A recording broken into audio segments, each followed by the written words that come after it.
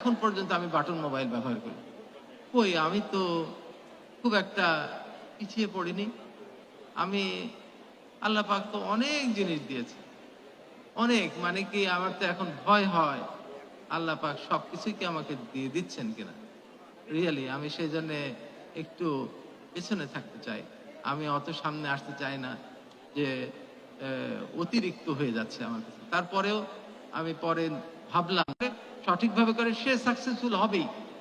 আবার একজন যদি ব্যবসায়িক, আমি এই উদাহরণটা আগেও দিয়েছি, ধরেন একজন দুধ ব্যবসায়ী, সে খুব নিখুঁত দুধগুলি কালেক্ট করে, সেখানে কোনো পানি টানি মেশায় না, যখন সেটা বিক্রি করে খুব ওজন ঠিক করে বিক্রি করে এবং দামও বেশি নেয় না।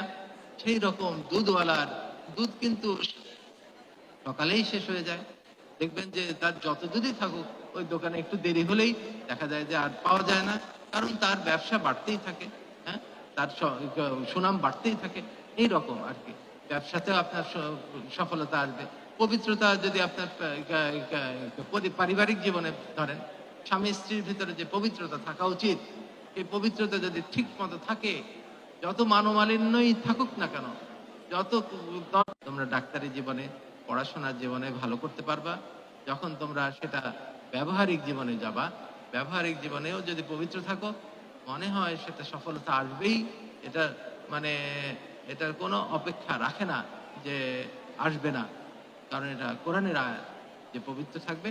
আর যদি আমার কাজে কলুষিত কলুষিত ঢুকে যায়, তাহলে পরে আমি কিন্তু ধ্বংস হয়ে যাব। এই জিনিসটা মাথায় রেখে আমাদের চলতে হবে। আর বোধহয় সময় বেশি নিয়ে নিচ্ছি কিনা আমি জানি না, 15 মিনিট হয়ে গেছে বোধহয়। আর একটা ছোট্ট জিনিস আমি বলে যে ইদানিং আমার সামনে হজ আছে, তো যত বড় পরীক্ষা হয় মানুষের জীবনে, যত বড় বড় পরীক্ষা হয়, তত আমরা তখন ভালো রকম প্রিপারেশন নিতে থাকি। যখন দেখবেন যে এফসিপিএস পরীক্ষার সময় মক টেস্ট হয়, এফআরসিএস পরীক্ষা দিতে গেলেও মক টেস্ট হয়। মক টেস্ট মানে হলো তার ভাইবা পরীক্ষা হবে, অসপি হবে, আরো হবে, আরো অন্যান্য জিনিস থাকে, রিটেন পরীক্ষা তো হবেই। এগুলা আগে থেকেই কয়েকবার পরীক্ষা দিবে যাতে করে সে পাশ করে যায় কিনা।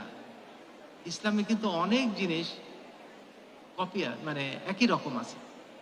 এই মক টেস্ট আমাদের পৃথিবীতে মানুষকে পাঠিয়েছেন পরীক্ষার জন্য, এবং এটার রেজাল্ট মনে হয় কিয়ামতের ময়দানে আমাদের দেওয়া হবে। আমার কাছে কেন যেন মনে হয় হজটা মক টেস্টের মতো, আমাদের পরকালের জীবনের মক টেস্টের মতো। হ্যাঁ, এখানে আরাফার ময়দানে যে কাপড় পরে উঠতে হবে, কাফনের কাপড়ের মতো সেলাইবিহীন কাপড়, কোনো খুশবু লাগানো যাবে না, কোনো সাবান ব্যবহার করা যাবে না না এইরকম একটা পরিবেশে যেতে হবে ওই জায়গায়, জাস্ট মক টেস্টের মতো। পরকালে কি হবে? পরকালে আল্লাহ পাক আমার আমল নামা আমার হাতে দিয়ে দিবেন। কোরআনের আয়াতে আছে এরকম, পড়তে বলবেন তোমার আমল নামা তুমি পড়তে থাকো, এবং পড়তে পড়তে দেখবে প্রত্যেকটা জিনিস সেখানে লেখা আছে। কোরআন শরীফে এরকমই আয়াত লেখা আছে, সে বলতে থাকবে আল্লাহ এ কি ধরনের আমল নামা, ছোট বড় কিছুই তো বাদ দেয়নি, এরকম লেখা থাকবে। এবং আল্লাহ পাক বলবেন তোমার আমল নামা তুমিই যথেষ্ট, তোমাকে জাজ করার জন্য, তোমাকে বিচার করার জন্য তুমিই যথেষ্ট। আমার আমল নামা আমার মাথায় তো ইমপ্রিন্টেড, আমার স্মৃতিতে এটা ইমপ্রিন্টেড, আমার ব্রেইনের ভিতরে এটা ইমপ্রিন্টেড। যদি আমি হজের ভিতরে আমার আমল নামাকে পড়তে পারি, আমার এটাকে বিশ্লেষণ করতে পারি, আমি আমাকে নিজেকে জাজমেন্ট করতে পারি, এবং পরকালে আবার এই কথাও বলতে থাকবে হে আল্লাহ আমাকে দুনিয়াতে আবার পাঠিয়ে দাও, আমি আবার আরো ভালো করে ইবাদত করে এবার ফিরে আসবো। এগুলো যদি রিক্যাপিচুলেট করতে পারি, আমার পাস্ট জীবনকে রিক্যাপিচুলেট করতে পারি, এটাকে আমার কিভাবে সংশোধন করব সেটা দৃঢ় সংকল্প করতে পারি, এবং সেটা নিয়ে যখন ফেরত আসবো, তখন মনে হয় সেই হজটা পরিপূর্ণ হওয়ার সম্ভাবনা। হজটা আর একটা জিনিস আছে যে বাইতুল্লাহ শরীফকে আল্লাহ পাক বলছেন যে এটা আমার ঘর, সেই ঘরে আল্লাহ পাক দাওয়াত দিচ্ছেন যাদের সামর্থ্য আছে আমার ঘরকে বলছি, আমি তাকে মানে স্বীকার করছি না, এই ধরনের জিনিসটাই প্রকাশ পায়। কাজেই হজে যার যদি কখনো সামর্থ্য হয়ে যায়, আমার মনে হয় ইমিডিয়েট চলে যাওয়া উচিত। এবং একদম অন্তরস্থ আত্মা থেকে যে কথাগুলি আসে, সেই কথাগুলি কিন্তু আল্লাহ পাকের কথার কাছাকাছি। কয়েকটা এক্সাম্পল বলি। মানুষ অনেক সময় আপনারা দাওয়াত করে খাওয়ান, অনেক পদের তরকারি রান্না করেন। যদি যিনি খাচ্ছেন তিনি একটা বললেন যে এই তরকারিটা ভালো লাগছে, তখন আপনি কি করেন? ওই তরকারিটা আরেকটু বাড়িয়ে দেন, তার পাতে আর এক চামচ দিয়ে দেন। আল্লাহ পাকও তাই করেন। দেখেন, আপনি কোনো নিয়ামতের যদি শুকরিয়া আদায় করেন, তাহলে আল্লাহ পাক সেই নিয়ামতটা বাড়িয়ে দেন। আরেকটা দিল, আপনার দুপুরবেলা দেখে সারাদিন আর কিছু চাচ্ছে না, দুপুরের দিকে আপনার মন খারাপ হতে থাকলো, বিকালে কি কি চায় সেটা চিন্তা করে আপনার ওই জিনিসগুলো কিনে নিয়ে এসে তাকে দিচ্ছেন। ঠিক তো? এখন আমি আমার রোগীদের ভিতরে অনেক সময় এরকম মানে অবতারণা করে জিজ্ঞেস করি, কোন ছেলেটাকে আপনার বেশি ভালো লাগে? সবাই এক বাক্যে উত্তর দেয়, তৃতীয় ছেলেটাকে সবচেয়ে ভালো লাগে। এটা তো হওয়ার কথা নয়। যে প্রথম যদি একটা আয়াত আছে মসজিদে প্রায়ই পড়ে, ইলা রাব্বিকা রাদিয়াতাম মারদিয়া, ফিরে এসো তোমার রবের দিকে সন্তুষ্ট হয়ে এবং সন্তোষ ভাজন হয়ে, এবং দাখিল হও বেহেশতে, এরকম আয়াত আছে।